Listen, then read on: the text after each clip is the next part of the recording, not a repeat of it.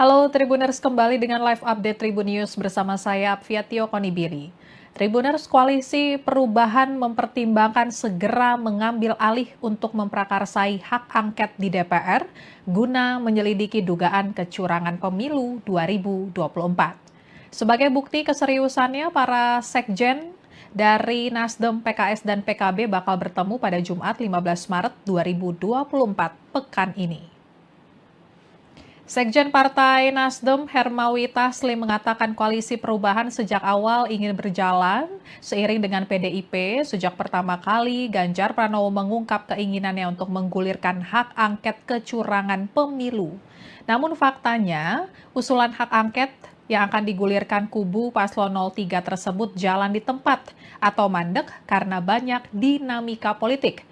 Oleh karena itu, Hermawi memutuskan pihaknya akan mengumpulkan kembali para sekjen Koalisi Perubahan pengusung dari pasangan Anies Baswedan Muhaimin Iskandar atau Caimin pada Jumat pekan ini. Nantinya pihaknya akan mencari terobosan mengenai hak angket sembari buka bersama atau bukber. Lebih lanjut, Hermawi mengatakan Koalisi Perubahan sudah mengambil sikap jika nantinya Koalisi Paslon nomor urut 3, Ganjar Mahfud masih tetap jalan di tempat soal hak angket. Satu di antaranya Koalisi Perubahan yang memprakarsai secara langsung hak angket tersebut. Di sisi lain, Hermawi mengatakan pihaknya akan mengajak PDIP untuk ikut voting saat pengambilan keputusan soal hak angket pada rapat paripurna DPR RI. Dengan cara ini ia berharap hak angket kecurangan pemilu tidak lagi jalan di tempat. Adapun calon wakil presiden nomor urut 3 Mahfud MD sebelumnya mengatakan ia telah memegang dan membaca lebih dari 75 halaman naskah akademik hak angket Pilpres 2024. Mahfud mengatakan di dalam naskah akademik tersebut sudah ada nama-nama anggota DPR yang akan menandatangani dokumen tersebut. Mahfud mengatakan saat ini proses pengajuan hak angket sudah pada level koordinasi teknis. Namun demikian, Mahfud menyatakan pihak partai politik yang mengetahui rincian soal nama-nama tersebut. Dan ia menegaskan ia tidak ikut langsung dalam proses hak angket tersebut. Dan Mahfud memandang proses hak angket tidak akan mandek untuk tahap pengusulan di DPR. Namun demikian, menurut Mahfud perdebatan yang kemungkinan akan ada pada tahap persetujuan di DPR. Dan wacana penggunaan hak angket DPR untuk Pilpres 2024 telah digulirkan oleh Capres nomor urut 3 Ganjar Pranowo. Usulan itu kemudian didukung oleh partai pengusung Ganjar, yakni PDIP, serta disambut dan didukung oleh partai anggota koalisi pendukung Cawapres nomor urut 1, Anies Baswedan Muhaimin Iskandar yakni PKB dan PKS. Hal itu juga telah disuarakan oleh Luluh Nur Hamidah dari PKB, Aus Hidayat Nur dari PKS, dan Arya Bima dari PDIP dalam pembukaan sidang paripurna DPR RI di ruang sidang DPR RI Senayan, Jakarta pada Selasa 5 Maret 2024. Namun dalam sidang itu, usulan hak angket tersebut mendapat penolakan dari anggota DPR dari fraksi Gerindra Kamru Samad. Usulan itu juga dipertanyakan kejelasannya oleh anggota DPR RI dari fraksi Demokrat Herman Hairun dalam sidang tersebut. Dan tercatat 285 dari 575 anggota DPR absen dalam sidang itu termasuk Ketua Umum DPR RI Puan Maharani hingga Cawapres nomor urut 1 Muhaimin Iskandar. Rapat itu tercatat hanya dihadiri 164 anggota DPR dari semua fraksi atau 28,5%, sedangkan sebanyak 126 orang lainnya izin. Rapat itu dipimpin oleh Wakil Ketua DPR RI, Dasko Muhammad, didampingi Wakil Ketua DPR RI, Lutwig F. Paulus, dan Rahmat Gobel. Sejumlah aksi demo pun yang menuntut segera digulingkannya hak angket kerap dilakukan di depan gedung DPR RI. Seperti pada Kamis 7 Maret 2024, masa aksi dari Gerakan Keadilan Rakyat melakukan aksi demonstrasi di depan gedung DPR RI yang menuntut 6 hal terhadap DPR, diantaranya yakni mendorong hak angket untuk menyelidiki terkait kecurangan pemilu 2024. Dan sehari setelahnya, pada Jumat 8 Maret 2024, sejumlah elemen berunjuk rasa di depan gedung DPR, diantaranya masyarakat sipil yang tergabung dalam Koalisi Nasional Penyelamat Demokrasi hingga Koalisi Rakyat Menggugat Demokrasi, Tuntutan yang dibawa dalam aksi demo Jumat kemarin yakni pemakzulan Presiden Jokowi, kemudian menghapuskan politik dinasti, audit forensik sistem IT KPU hingga dukungan hak angket DPR RI. Terkait dengan hak angket kemarin dari Sekjen Partai Nasdem Hermawi Taslim mengatakan inginnya tiga parpol koalisi perubahan itu membuat satu perjanjian Mas dengan PDIP terkait dengan komitmen nanti mendorong hak angket itu, gimana tanggapannya Mas? Kita sudah ada ideologi Pancasila, sudah ada konstitusi, sudah ada perenatan kehidupan yang baik tentang nilai-nilai demokrasi yang seharusnya itu perjanjian kita. Sehingga ketika semua berada dalam rel bahwa kesadaran pemilu ini adalah pemilu yang buruk dan brutal. Pemilu di mana sumber daya negara, instrumen negara digunakan untuk memberikan keberpihakan kepada paslon 02, maka semua bergerak. Jadi komitmen kita adalah nilai-nilai demokrasi itu. Perjanjian kita adalah komitmen kerakyatan itu. Karena kalau ini tidak disikapi, buat apa pemilu yang akan datang? Kita harus diingatkan oleh sejarah, pemilu tahun 71 itu pemilu juga yang sangat brutal. Diwarnai dengan pembunuhan rakyat, saat itu masih melibatkan ABRI sebagai penopang utama kekuasaan dari Pak Harto dan kemudian golongan karya yang bukan partai politik tetapi menjadi suatu instrumen politik. Lalu ketika kekuatan yang mengoreksi itu dikalahkan, ini menjadi basis penopang 27 tahun dari pemerintahan Orde Baru pasca pemilu 71. Kalau ini tidak kita kritisi, nanti pemilu tidak akan ada lagi. Yang ada adalah simsalabim hasil pemilu. Perkembangan karena Bu Mega itu jauh pikirannya, masalah ini belum akan selesai hanya dengan angket atau MK. Sesudah itu menuju pelantikan Oktober juga mungkin akan banyak dinamika, sehingga Bu Mega tidak mau buru-buru, bukan tidak mau bersikap, tidak mau buru-buru. Nah, urusan angket dan hukum MK itu didorong agar dikerjakan sebaik-baiknya dan sungguh-sungguh, dan itu bisa dilakukan tanpa harus bermedia pun langsung, karena itu kan urusan. Kapan beliau akan berstatement soal? Tahu, makanya menentukan. Tapi ada dorongan ke Bu Mega, ada harapan-harapan agar segera bersuara. Ya itu orang-orang yang datang itu kan minta agar Bu Mega segera ini. Yang datang itu kan banyak, yang melalui media juga banyak. Terus yang datang 16 orang guru besar itu agar Bu Mega segera memimpin sebuah gerakan perbaikan demokrasi. Jangan salah artikan gerakan kekerasan ya, itu perbaikan demokrasi. Karena kalau demokrasi kayak gini persis seperti yang dikatakan Mbak Sultan, besok orang mau jadi calon sebagai pemilihnya yang punya uang dan punya hubungan dengan kekuasaan, itu aja langsung. Kalau caranya seperti ini kan Pak Yusuf Kala tuh pidato di UI itu kan gitu kan. Nah, Bu Mega membaca seperti itu juga. Jadi masalah angket, masalah apa itu MK itu kan jangka pendek. Mungkin jangka menengahnya nanti kan menuju Oktober itu mungkin masih akan terjadi berbagai dinamika. Gerakan demokrasi. Jangan salah artikan gerakan kekerasan ya. Ya itu orang-orang yang datang itu kan minta agar Bu Mega segera ini. Yang datang itu kan banyak, yang melalui media juga banyak. Terus yang datang 16 orang guru besar itu agar Bu Mega segera memimpin sebuah gerakan perbaikan demokrasi. Jangan salah artikan gerakan kekerasan ya, itu perbaikan demokrasi. Karena kalau demokrasi kayak gini persis seperti yang dikatakan Mbak Sultan, besok orang mau jadi calon sebagai pemilihnya yang punya uang dan punya hubungan dengan kekuasaan, itu aja langsung. Kalau caranya seperti ini kan Pak Yusuf Kala tuh pidato di UI itu kan gitu kan. Nah, Bu Mega membaca seperti itu juga. Jadi masalah angket, masalah apa itu MK itu kan jangka pendek. Mungkin jangka menengahnya nanti kan menuju Oktober itu mungkin masih akan terjadi berbagai dinamika. Sempat seperti bahas, dikatakan Pak Tulus tadi, kayaknya dinamika itu akan terus sempat bahas.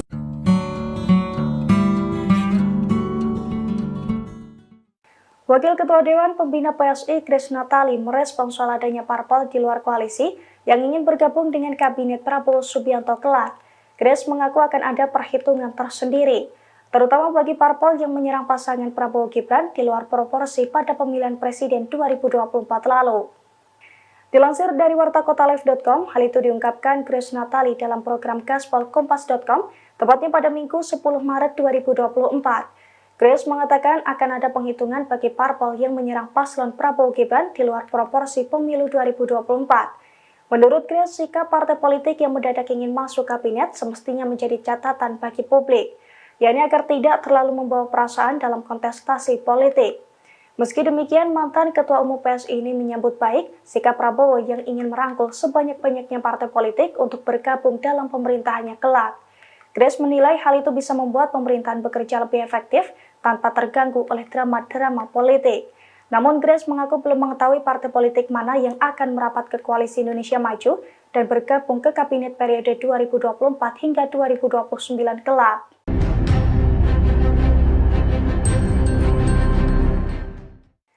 Partai Gerindra dikabarkan mengajukan menantu Presiden Jokowi, Erina Gudono, sebagai bakal calon Bupati Sleman di Pilkada serentak 2024.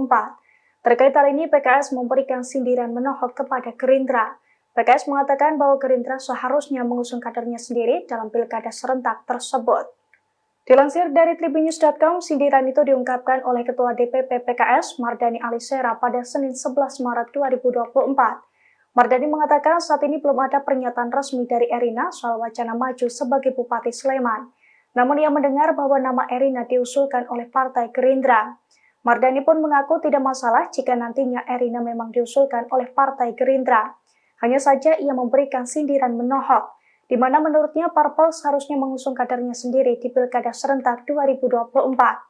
Ia pun menekankan bahwa PKS tidak berniat untuk mengusung Erina Gudono untuk maju sebagai Bupati Sleman 2024. Adik Prabowo Subianto, Hasim Joyo Hadikusumo, mengungkapkan Prabowo mempunyai peran penting dalam kesuksesan Jokowi.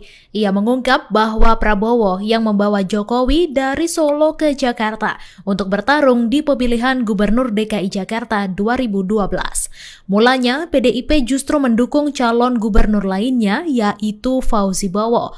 Ia mengungkap Prabowo melakukan lobby-lobby ke Megawati karena disarankan oleh Jokowi. Awalnya Megawati tak langsung menyetujui untuk mendukung Jokowi, namun disebut Prabowo tetap melakukan lobby-lobby lanjutan hingga akhirnya Megawati memutuskan mengusung Jokowi pada Pilgub 2012. Sebelumnya pada tahun 2014, Joko Widodo yang masih menjabat Gubernur Jakarta mengakui bahwa Prabowo Subianto berperan penting hingga dirinya menang pada pemilihan Gubernur 2012. Namun Jokowi menampik bahwa Prabowo adalah faktor yang paling utama. Menurutnya, semua pihak seperti masyarakat, simpatisan hingga partai memiliki peran. Atas dasar itulah Jokowi mengatakan bahwa pencapresannya bukan bentuk pengkhianatan terhadap sosok yang sebelumnya mengusung dirinya menjadi gubernur.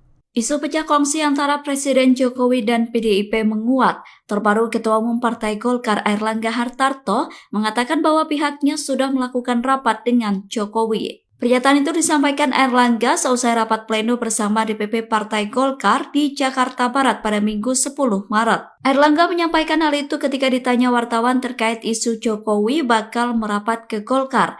Adapun pengamat politik dari Universitas Al-Azhar Ujang Komarudin menilai memang ada kans besar Jokowi berlabuh ke Partai Golkar. Berpindahnya Jokowi ke Golkar bisa dicermati dari kapan mereka menggelar musyawarah nasional. Menurut Ujang, Jokowi juga sering memberikan sinyal akan berpindah ke Golkar. Ia menilai akan ada dua skenario jika Presiden Jokowi bergabung ke Golkar. Jika Golkar tetap menggelar Munas di bulan Desember, maka posisi Jokowi di Golkar akan dipengaruhi restu Presiden baru. Namun jika Golkar memilih Munas digelar lebih awal, maka besar kemungkinan Jokowi akan menjadi ketua umum. Pak Jokowi dan Partai Golkar memang sudah rapat. Jadi karena sudah rapat, sudah beriringan, lihat saja iklan-iklan Partai Golkar bersama Pak Jokowi, sehingga tentu itu menunjukkan bahwa kedekatan Pak Jokowi dan kenyamanan Pak Jokowi dengan Partai Golkar. Pak, tapi Bapak Diri akan mencalonkan kembali sebagai ketum nggak Pak? Kenapa? Akan mencalonkan diri kembali di Munas nanti Pak? Munas Desember 2021. Terima kasih. Wassalamualaikum warahmatullahi wabarakatuh. Ketua Umum Partai Golkar Airlangga Hartarto mengapresiasi pelaksanaan pemilu 2024. Airlangga memuji pelaksanaan pemilu 2024 yang dinilai berjalan demokratis. Bahkan menurut Airlangga, pelaksanaan pemilu 2024 juga turut diapresiasi oleh negara-negara luar. Pernyataan itu disampaikan oleh Airlangga selesai rapat DPP Partai Golkar pada Minggu 10 Maret. Airlangga mengatakan negara-negara demokrasi lainnya mengucapkan selamat atas pelaksanaan pemilu yang berjalan damai dan baik. Ia menyebut tolak ukur mengatakan pemilu 2024 berjalan demokratis karena antusiasme masyarakat yang tinggi. Nah, selanjutnya tentu kita masih menunggu hasil daripada pemilu, perhitungan pemilu oleh KPU dan Bawaslu pada tanggal 20 Maret. Dan sampai dengan hari ini kami juga mengapresiasi seluruh KPUD dari tingkat provinsi maupun kabupaten kota dan nasional. Demikian pula Bawaslu dari tingkat nasional, provinsi dan kabupaten kota karena telah menyelenggarakan pemilu yang menjadi sejarah di seluruh dunia, bahwa pemilu ini adalah pemilu terbesar yang diselenggarakan dalam satu hari dan voters turnout-nya di atas 80%. Dan ini negara-negara demokrasi lain belum tentu punya pemilu yang seantusias ini. Dan kemarin dalam perjalanan saya bersama Bapak Presiden, hampir seluruh negara, pimpinan negara atau Presiden, Perdana Menteri ASEAN dan Australia mengucapkan selamat atas pemilu yang sudah berjalan damai dan baik. Bahkan juga mereka mengapresiasi metode perhitungan quick count yang tidak banyak negara melakukan hal itu, dan perhitungan tersebut berdasarkan hal yang sifatnya saintifik.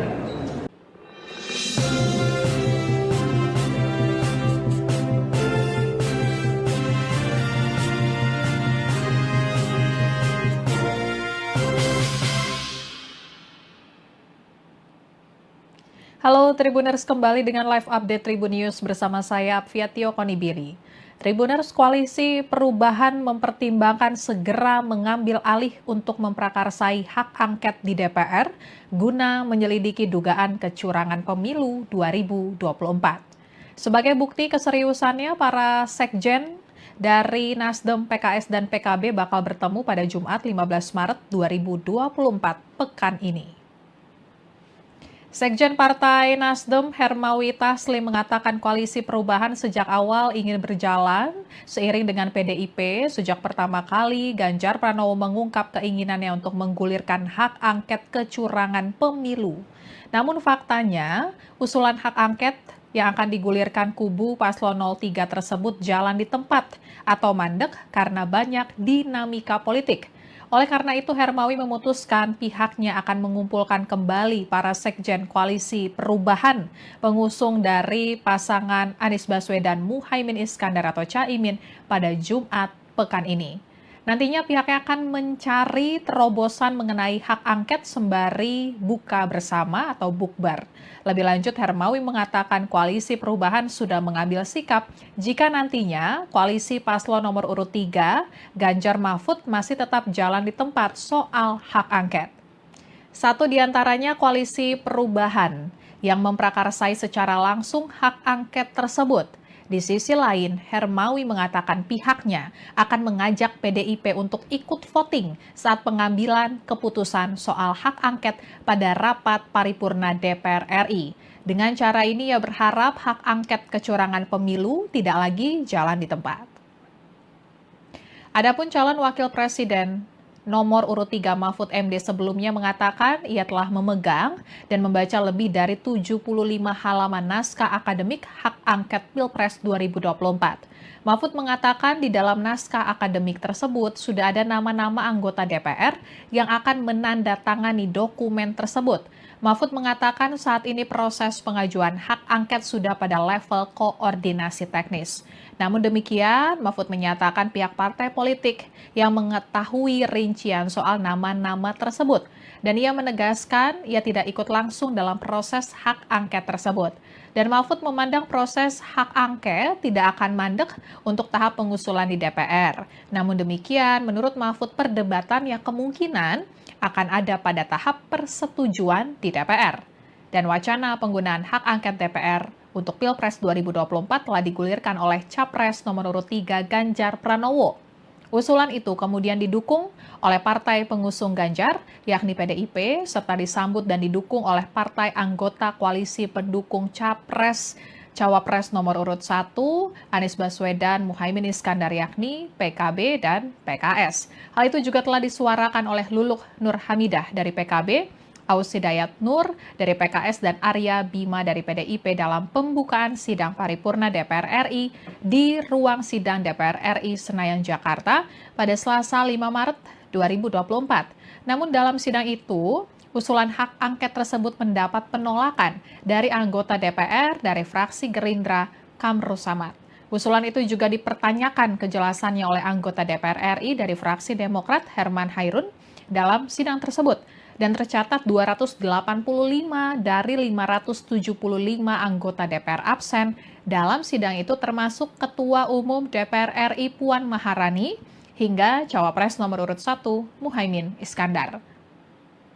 Rapat itu tercatat hanya dihadiri 164 anggota DPR dari semua fraksi atau 28,5%, sedangkan sebanyak 126 orang lainnya izin.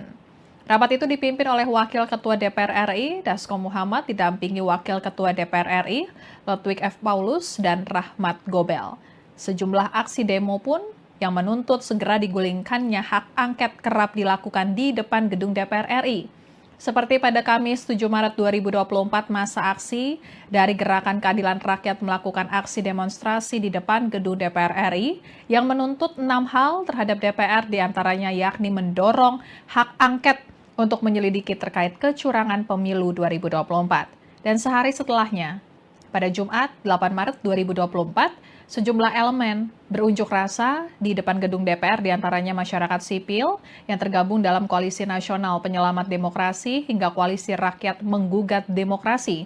Tuntutan yang dibawa dalam aksi demo Jumat kemarin yakni pemakzulan Presiden Jokowi, kemudian menghapuskan politik dinasti, audit forensik sistem IT KPU, hingga dukungan hak angket DPR RI. Terkait dengan hak angket kemarin dari Sekjen Partai Nasdem Hermawit Taslim mengatakan inginnya 3 parpol koalisi perubahan itu membuat satu perjanjian Mas dengan PDIP terkait dengan komitmen nanti mendorong hak angket. Itu gimana tanggapannya Mas? Kita sudah ada ideologi Pancasila, sudah ada konstitusi, sudah ada perenatan kehidupan yang baik tentang nilai-nilai demokrasi yang seharusnya itu perjanjian kita.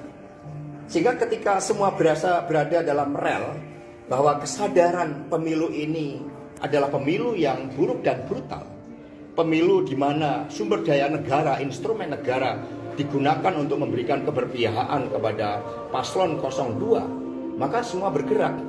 Jadi komitmen kita adalah nilai-nilai demokrasi itu. Perjanjian kita adalah komitmen kerakyatan itu. Karena kalau ini tidak disikapi, buat apa pemilu yang akan datang?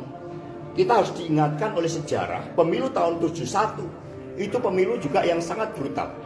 Diwarnai dengan pembunuhan rakyat, saat itu masih melibatkan ABRI sebagai penopang utama kekuasaan dari Pak Harto dan kemudian golongan karya yang bukan partai politik tetapi menjadi suatu instrumen politik. Lalu ketika kekuatan yang mengoreksi itu dikalahkan, ini menjadi basis penopang 27 tahun dari pemerintahan Orde Baru pasca pemilu 71. Kalau ini tidak kita kritisi, nanti pemilu tidak akan ada lagi. Yang ada adalah simsalabim hasil pemilu. Perkembangan, karena Bu Mega itu jauh pikirannya, masalah ini belum akan selesai hanya dengan angket atau MK. Sesudah itu menuju pelantikan Oktober juga mungkin akan banyak dinamika, sehingga Bu Mega tidak mau buru-buru, bukan tidak mau bersikap, tidak mau urusan angket dan hukum MK itu didorong agar dikerjakan sebaik-baiknya dan sungguh-sungguh, dan itu bisa dilakukan tanpa harus Bu Mega pun langsung, karena itu kan urusan teknis. Kapan beliau akan berstatement soal? Tahu, makanya menentukan. Tapi ada dorongan ke Bu Mega, ada harapan-harapan agar segera bersuara. Ya itu orang-orang yang datang itu kan minta agar Bu Mega segera ini. Yang datang itu kan banyak, yang melalui media juga banyak. Terus yang datang 16 orang guru besar itu agar Bu Mega segera memimpin sebuah gerakan perbaikan demokrasi. Jangan salah artikan gerakan kekerasan ya, itu perbaikan demokrasi. Karena kalau demokrasi kayak gini persis seperti yang dikatakan Mbak Sultan, besok orang mau jadi calon sebagai pemimpin yang punya uang dan punya hubungan dengan kekuasaan itu aja langsung. Kalau caranya seperti ini, jadi kan Pak Yusuf Kala tuh pidato di UI itu kan gitu kan. Nah, Bu Mega membaca seperti itu juga. Jadi masalah angket, masalah itu MK itu kan jangka pendek. Mungkin jangka menengahnya nanti kan menuju Oktober itu mungkin masih akan terjadi berbagai dinamika. Gerakan demokrasi, jangan salah artikan gerakan kekerasan ya.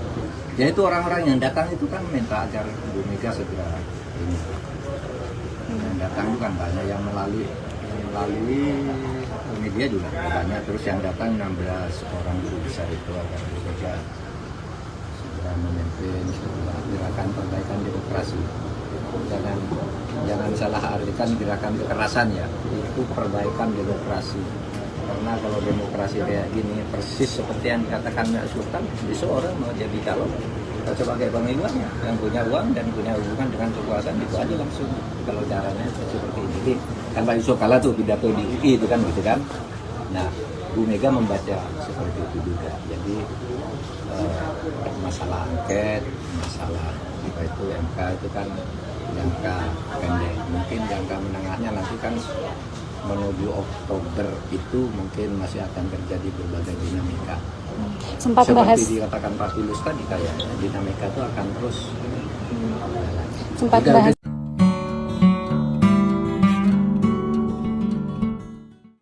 Wakil Ketua Dewan Pembina PSI Grace Natali merespons soal adanya parpol di luar koalisi yang ingin bergabung dengan Kabinet Prabowo Subianto kelak. Grace mengaku akan ada perhitungan tersendiri, terutama bagi parpol yang menyerang pasangan Prabowo Gibran di luar proporsi pada pemilihan presiden 2024 lalu. Dilansir dari wartakotalive.com, hal itu diungkapkan Grace Natali dalam program gaspolkompas.com, tepatnya pada Minggu 10 Maret 2024. Grace mengatakan akan ada penghitungan bagi parpol yang menyerang paslon Prabowo Gibran di luar proporsi pemilu 2024. Menurut Grace, sikap partai politik yang mendadak ingin masuk kabinet semestinya menjadi catatan bagi publik, yakni agar tidak terlalu membawa perasaan dalam kontestasi politik.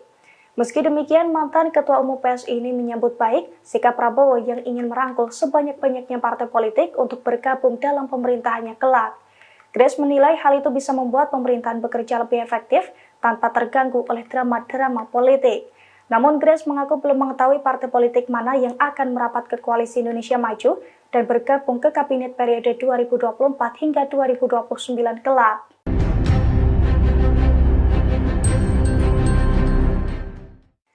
Partai Gerindra dikabarkan mengajukan menantu Presiden Jokowi, Erina Gudono, sebagai bakal calon Bupati Sleman di Pilkada serentak 2024.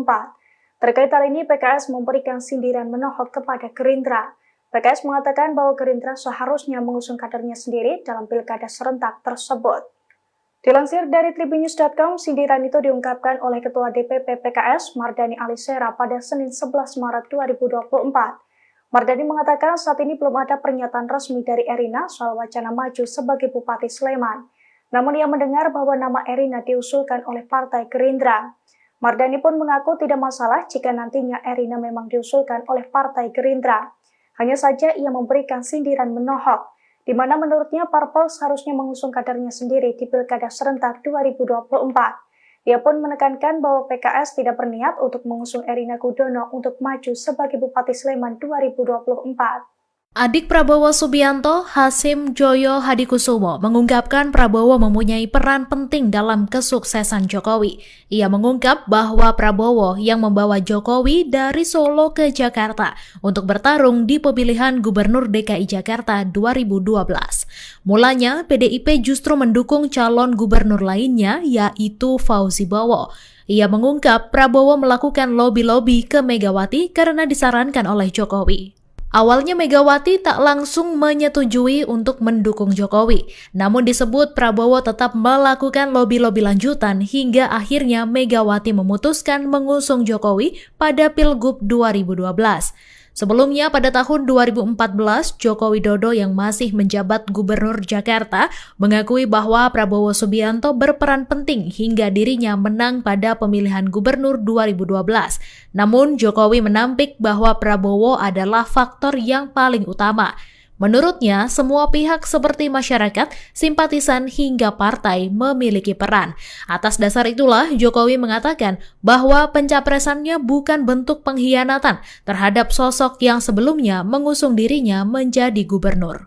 Isu pecah kongsi antara Presiden Jokowi dan PDIP menguat. Terbaru Ketua Umum Partai Golkar Airlangga Hartarto mengatakan bahwa pihaknya sudah melakukan rapat dengan Jokowi. Pernyataan itu disampaikan Airlangga seusai rapat pleno bersama DPP Partai Golkar di Jakarta Barat pada Minggu 10 Maret. Airlangga menyampaikan hal itu ketika ditanya wartawan terkait isu Jokowi bakal merapat ke Golkar. Adapun pengamat politik dari Universitas Al-Azhar Ujang Komarudin menilai memang ada kans besar Jokowi berlabuh ke Partai Golkar. Berpindahnya Jokowi ke Golkar bisa dicermati dari kapan mereka menggelar musyawarah nasional. Menurut Ujang, Jokowi juga sering memberikan sinyal akan berpindah ke Golkar. Ia menilai akan ada dua skenario jika Presiden Jokowi bergabung ke Golkar. Jika Golkar tetap menggelar Munas di bulan Desember, maka posisi Jokowi di Golkar akan dipengaruhi restu Presiden baru. Namun jika Golkar memilih Munas digelar lebih awal, maka besar kemungkinan Jokowi akan menjadi ketua umum. Pak Jokowi dan Partai Golkar memang sudah rapat. Jadi karena sudah rapat, sudah beriringan, lihat saja iklan-iklan Partai Golkar bersama Pak Jokowi, sehingga tentu itu menunjukkan bahwa kedekatan Pak Jokowi dan kenyamanan Pak Jokowi dengan Partai Golkar. Tapi Bapak Diri akan mencalonkan kembali sebagai ketum nggak Pak? Kenapa? Akan mencalonkan diri kembali di Munas nanti Pak? Munas Desember 2020. Terima kasih. Wassalamualaikum warahmatullahi wabarakatuh. Ketua Umum Partai Golkar Airlangga Hartarto mengapresiasi pelaksanaan pemilu 2024. Airlangga memuji pelaksanaan pemilu 2024 yang dinilai berjalan demokratis. Bahkan menurut Airlangga, pelaksanaan pemilu 2024 juga turut diapresiasi oleh negara-negara luar. Pernyataan itu disampaikan oleh Airlangga seusai rapat DPP Partai Golkar pada Minggu 10 Maret. Airlangga mengatakan negara-negara demokrasi lainnya mengucapkan selamat atas pelaksanaan pemilu yang berjalan damai dan baik. Ia menyebut tolak ukur mengatakan pemilu 2024 berjalan demokratis karena antusiasme masyarakat yang tinggi. Nah, selanjutnya tentu kita masih menunggu hasil daripada pemilu, perhitungan pemilu oleh KPU dan Bawaslu pada tanggal 20 Maret. Dan sampai dengan hari ini kami juga mengapresiasi seluruh KPUD dari tingkat provinsi maupun kabupaten kota dan nasional. Demikian pula Bawaslu dari tingkat nasional, provinsi dan kabupaten kota karena telah menyelenggarakan pemilu yang menjadi sejarah di seluruh dunia, bahwa pemilu ini adalah pemilu terbesar yang diselenggarakan dalam satu hari dan voters turnout-nya di atas 80%. Dan ini negara-negara demokrasi lain belum tentu punya pemilu yang seantusias ini. Dan kemarin dalam perjalanan saya bersama Bapak Presiden, hampir seluruh negara, pimpinan negara atau Presiden Perdana Menteri ASEAN dan Australia mengucapkan selamat atas pemilu yang sudah berjalan damai dan baik. Bahkan juga mereka mengapresiasi metode perhitungan quick count yang tidak banyak negara melakukan hal itu, dan perhitungan tersebut berdasarkan hal yang